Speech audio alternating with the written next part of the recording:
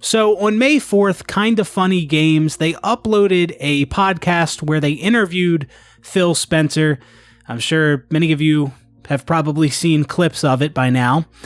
And they asked Phil Spencer several different questions. Phil Spencer, he addressed things relating to Xbox and the Redfall release and the horrible reviews that it was getting.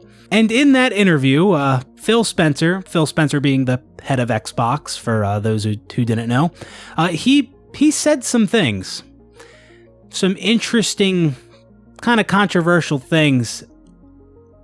And some of those things I couldn't even believe. I couldn't believe he was saying some of the things he was saying. Now, I see some people agreed with what he was saying, which I thought was crazy. But me, when I heard him say some of this shit, I was like, what? It caught me off guard. I could not believe he was saying some of this stuff. And there's a few clips I want to show you from that interview, and there's some things I want to say about him. And after this interview went out, I saw some of the responses from people online. Some people talking about whether or not it's time for Phil Spencer to step down. And I mean, I don't know, but you could definitely make a solid argument that he should step down after he said what he said in this interview. So before we get into the interview, for those who don't know, Redfall released recently, one of Xbox's first-party games, and it was met with a lot of criticism and negative reviews. And from what I understand, it absolutely deserved those poor reviews. The game is plagued with various different bugs. I haven't played the game myself, but it seemed like every time I tuned into a stream and was watching the game, it's like every time I was witnessing a bug. Whether that was a player stuck in the ground, they were just moving in the ground, glitching through the ground around the map.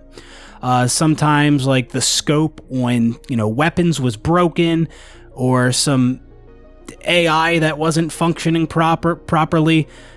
Tons of different bugs. Also, the game launched at 30 FPS on console, which it was originally supposed to be 60 FPS, but instead it launched with 30, and now players have to wait till later to get the 60 FPS update. And also, when you just look at the game at its core and like what that game is trying to be, it doesn't seem like many people are even thrilled with that. Many people feel it's a boring game and the world is pretty empty. So yeah, overall, people not too happy with Redfall. And obviously, Redfall is not the only game to launch in such a poor state recently. There's been various others, and I touched on that in my last video about how awful modern gaming is. So if you want to hear me discuss that, you could check out my last video. So anyways, that's where we're at. Many Xbox gamers are not happy. Redfall released, and it flopped in the eyes of many people. And Phil Spencer came onto this podcast and answered some questions. So let's take a look at that now. One thing I'll fight is kind of what went wrong. There's clearly quality and execution things that we can do. But one thing I won't do is push against creative aspirations of our teams. Then a lot of people will say, hey, you've got teams know how to do one kind of game. Just force them to go do the one kind of game that they have a proven track record for. And I'm just not a believer in that. Maybe that means I'll under-deliver for some of our fans out there. But when a team like Rare wants to do Sea of Thieves, when a team like Obsidian wants to do Grounded, when Tango wants to go do Hi-Fi, when everybody probably thought they were doing Evil Within 3, I want to give the teams the creative platform to go and push their ability, push their aspirations. But I also need to have a great selection of games that are continue to come that surprise and delight our fans. And we under-delivered on that. And for that, I apologize. So in this first clip, he says that one thing he won't do is push against creative aspirations of their teams.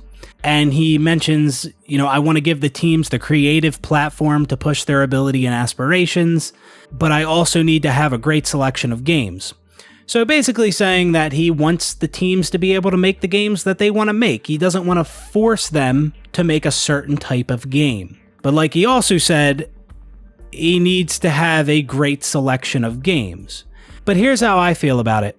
If these studios just are not capable, or they keep failing to deliver great games, then yeah, I do think the answer is, I think the next step is to tell them, hey, you're making this type of game, right? You know, look at their track record, look at what they're good at, and force them to make that type of game, or force them to make another game that there's high demand for.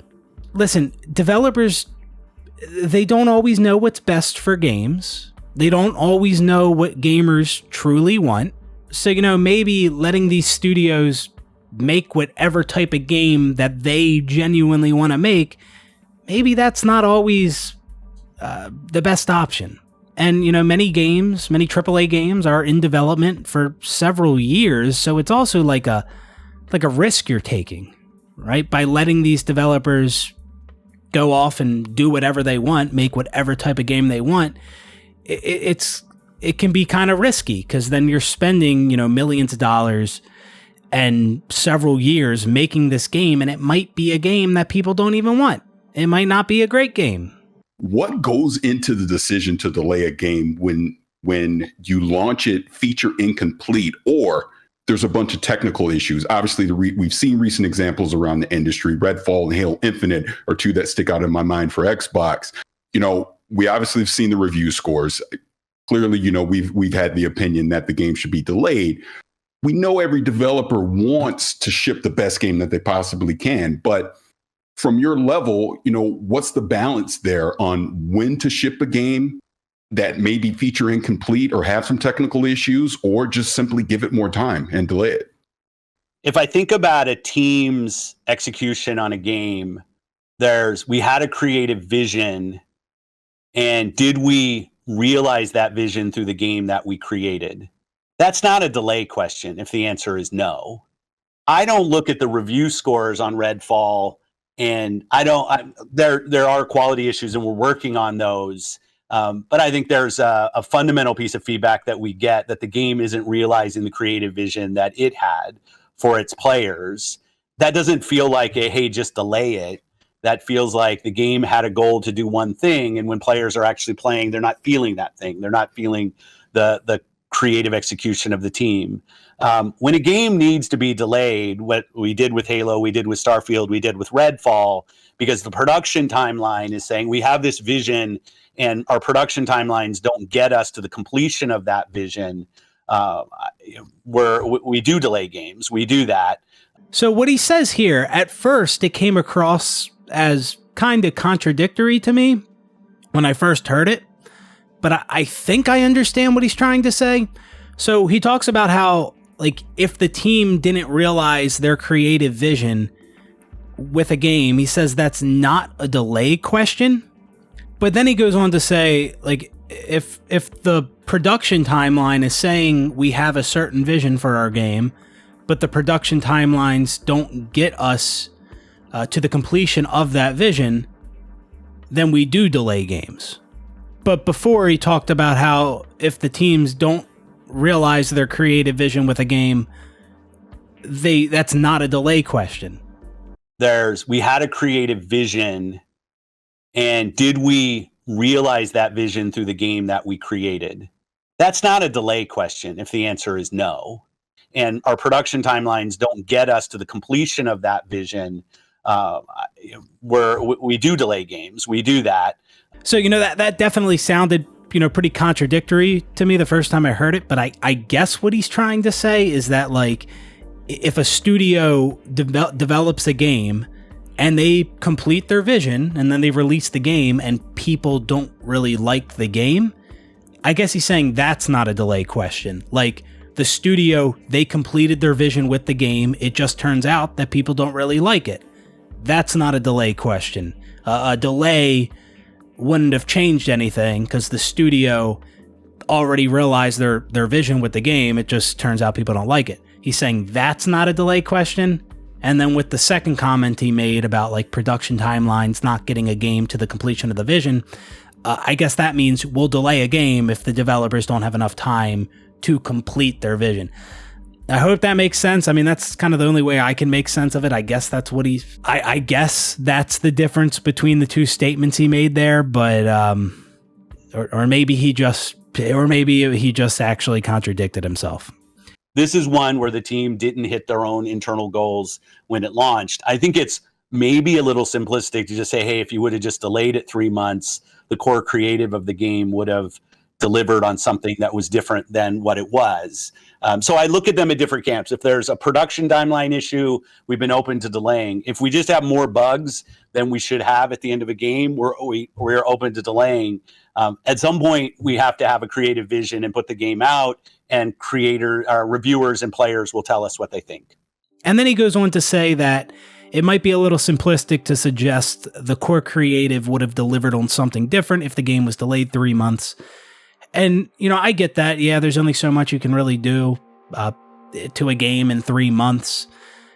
And again, like I said, many people just don't like the overall just design of Redfall and what that game is trying to be. So yeah, people probably still wouldn't have liked it, even if it was delayed 3 months. But you could definitely make improvements to the game and fix bugs if it was delayed a couple months. So it would have released in a better state. But yeah, I do see what he's saying there. Like, if a game is bad, delaying it 3 months might not do a whole lot to change that. I do understand that. Yeah, we do mock reviews for every game that we launch, and this is like double digits lower than we thought we would be with this game went through our mock reviews. And that's what's one of the disappointing things. Like we would never strive to launch a game that we thought was going to review in the low 60s. It's not part of our goals. So in that clip, he mentions that, Xbox's mock reviews for the game before it released and got out into the public, their reviews were double digits lower than the actual reviews after the game released. And to that I say, like, who was reviewing exactly? Because I feel like I've seen this in various different games where a developer will do something with a game that is just so unpopular with the community, and it's obviously like a bad idea. It's something that the communities of those games would obviously hate, but the developer does it anyway. And then sometimes they'll go back and remove it or rework it, and it's like, how did you not know that wasn't going to be a good idea before you did it? Like what? That's why I say, developers, they don't always have the best ideas. They really don't.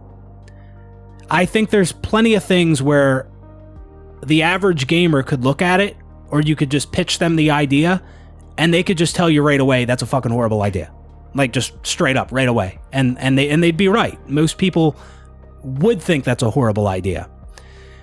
But developers, they actually have to develop this horrible idea, for several years and then release it and then get feedback for them to realize it was a horrible idea. So there definitely seems like there's a pretty big disconnect between developers and gamers now. Is a team, there's still questions that pop every so often of how committed is the company to this category? When are we just going to push Xbox out of the market? There's a lot of Twitter firing of Phil right now, which is fine. We will remain committed to the game and the players as long as the players want to go play games. And now, I thought this comment from Phil was very interesting. He says, Xbox will remain committed to the players as long as the players want to play games. Okay, but what if the players only want to play good games? Are you still committed? Or is it are you only committed if the players want to play dog shit games? That's my question. That's what I want to know. Like, this comment kind of just like sets things up. Like, if Xbox was no more, it kind of sets it up like, oh well, gamers just they just didn't want to play games anymore. They just didn't like Xbox anymore, so we stopped making games. But in reality, it could have just been that people wanted to play good games and not the dog shit that you're releasing. And that transparency just has to get better.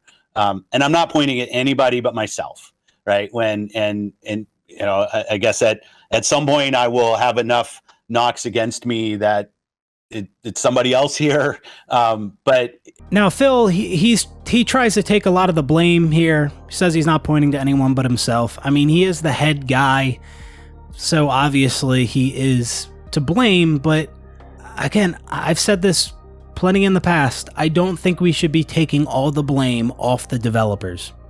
I think there's a lot of blame you could lay at their feet.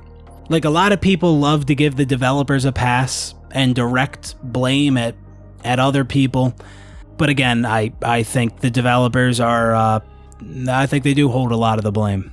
And that's something I explained and talked more about in my last video. We have a different vision. You know, Paris talked about this. It's play the games you want with the people you want anywhere you want. We want Xbox to be something that people who buy our console can feel like they're a member of. Obviously, who are playing on PC, who are playing on cloud, that they feel like they're full members of our ecosystem. Our vision is that everybody who's on console has to feel like they have a great experience and they're a first-class citizen. They've invested a ton in our platform. But we are not in a position, and I see it out there. I see commentary that if you just build great games, everything would turn around. It's just not true that if we go off and build great games, all of a sudden you're going to see console share shift in some dramatic way. We lost the worst generation to lose in the Xbox One generation, where everybody built their digital library of games. So when you go and you're building on Xbox, we want our Xbox community to feel awesome. But this idea that if we just focused more on great games on our console, that somehow we're going to win the console race, I think doesn't really lay into the reality of most people. Like 90% of the people every year who walk into a retailer to buy a console are already a member of one of the three ecosystems, and their digital library is there. This is the first generation where the big games that they're playing were games that were available last gen. When you think about Fortnite and Roblox and Minecraft, like the continuity from generation to generation is so strong. I see a lot of pundits out there that kind of want to go back to the time where we all had cartridges and discs and every new generation was a clean slate and you could switch the whole console share. That's just not the world that we are in today. There is no world where Starfield's an 11 out of 10 and people start selling their PS5s. That's not going to happen. Okay, so this is where Phil just starts talking fucking crazy. I mean, these are crazy statements, especially for the head of Xbox to be saying. The first point I wanted to touch on was where he said, this is the first generation where the big games that people are playing were games available last generation. I think that just speaks more to the state of modern gaming, and there's not a lot of great new games coming out. So I think that's what's going on there. But what's really crazy is when he talks about how, you know, people say if you just build great games, everything would turn around. It's just not true. If we go off and build great games, that all of a sudden you are going to see console share shift in some dramatic way. There is no world where Starfield is 11 out of 10 and people start selling their PS5s. At the beginning of this interview, one of the guys on the podcast, he asked Phil, what should be the overall mindset for Xbox gamers right now? And it seems like Phil has the complete opposite mindset of what he should have right now. Saying there's no world where Starfield is an 11 out of 10 and people start selling their PS5. PS5s. That there's no world where that happens. Does he forget what Halo did for the original Xbox? I think Phil just forgets what a great game actually is. Right? I don't think that's what I don't think he means. It's not true. It's not true if we go off and build great games that all of a sudden you are going to see console share shift in some dramatic way. I don't think he means great games. I think he means like average games. I think that's what he means, or even slightly below average games. I don't think he actually understands what a fucking great game actually is. If there was an Xbox exclusive that was as great as Halo CE was for its time, yeah, I absolutely think people would jump from PlayStation to Xbox. I do think you would see a dramatic shift. Phil, he seems to think that people are just so loyal to this piece of hardware, an Xbox or a PlayStation or Nintendo. He thinks they're so loyal to that hardware that they wouldn't be willing to switch to another piece of hardware to play great games. And I just don't think that's true at all. I mean, again, Halo CE for the original Xbox. How many people switched from PlayStation to play Xbox? How many people bought an Xbox for that generation instead of a PlayStation? I mean, my first two consoles was PlayStation 1, PlayStation 2. Had a lot of games for those consoles. But then I discovered Halo, got an Xbox, and pretty much just stayed on Xbox until Halo MCC came to PC, and now I play on PC. So, and I know many others did the same thing, where they got an Xbox because it had Halo. They were Xbox gamers because of Halo. I would have started gaming on PC a long fucking time ago if Halo wasn't exclusive to Xbox and it was also on PC back then. And, I understand that some people actually are loyal to Xbox or to PlayStation or Nintendo.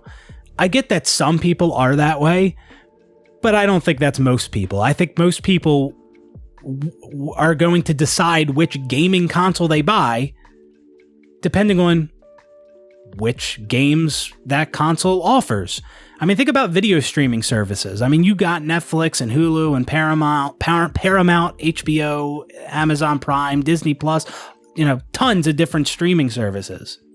How many people are deciding which streaming service to subscribe to or renew their subscription for because, they want to be loyal to a certain service like Netflix. They're loyal to Netflix and they only want to subscribe to them. No, I think most people are deciding which subscription service to subscribe to depending on which shows each service offers. If you want to watch Stranger Things, you get Netflix. If you want to watch, I don't know, something on Hulu, you get Hulu. You see what I'm saying? People will go where the shows they want to watch go. People that are subscribing to Netflix right now for Stranger Things, if Stranger Things went to Paramount, they'd go to Paramount. Because if that's the show they want to watch, they're not going to just... Most people wouldn't just stay loyal to Netflix. No, they'll go where their shows are going. I think it's the same thing with gaming. They'll go where the games go. Many PlayStation gamers would absolutely buy an Xbox if there was great Xbox exclusives. And I think many Xbox gamers would absolutely buy a PlayStation if there was great PlayStation exclusives. And I know many people say there's great games for PlayStation. Many people act like PlayStation's killing it. I think modern gaming overall is pretty ass. Maybe PlayStation's doing a little better than Xbox. In terms of sales, I don't doubt that they're doing better. But in terms of the actual quality of games, I think some of PlayStation's games get overhyped. But whatever. I'm not saying PlayStation's as down bad as Xbox. I'm just saying that I think people prop up PlayStation and its games a little too much. And Phil also said in that interview that our vision is everyone who is on console needs to feel like they have a great experience and they're a first-class citizen. We want our Xbox community to feel awesome. Okay, well, if you want them to feel awesome, then give them great games. Him pushing back against people who say that great games would absolutely have a dramatic influence over which console a person bought. Like, him pushing back against that and saying that's not the case, things would not change in a dramatic way. I mean, that is not the mindset that he should have right now. I mean, if anything, the mindset should be, we need to create great games. Making great games is the solution. That's how we turn things around. We make great. That's what he should be saying. But he's pretty much saying the fucking opposite. I mean, that's crazy, man. Now, from what he said in this interview, it sounds like the reason he believes that going off and making great games wouldn't drastically change things is because with consoles now, you have digital games. You have your digital library. And, some of these games from last gen, you can also play those games on the next gen console, and you carry those games forward. You don't have to buy them again for the next generation console for some games. And then he also makes this statement about how, back in the day with each console generation, he says it was like a new slate. I guess because you had physical games back then and you couldn't bring those games forward to the next generation the same way you can with your digital libraries today. But even with that point, like, backwards compatibility existed back then. So your games on last gen console, you could still play many of those games on the next gen console if they were backwards compatible. Also, like, if you had a PlayStation 2 back in the day, and then you buy an Xbox, well, you don't lose all your physical games on PlayStation 2. Like, you still have a PS2 and you can still play those games. You didn't lose any of that. That's still there. You didn't swap it out for the Xbox. But if you did sell your PlayStation to buy an Xbox or vice versa, well, that's kind of like the same thing today, even with digital games. Like, if you sell your PlayStation 5 to buy an Xbox Series X, well, now you have all these digital PlayStation games that you can't play.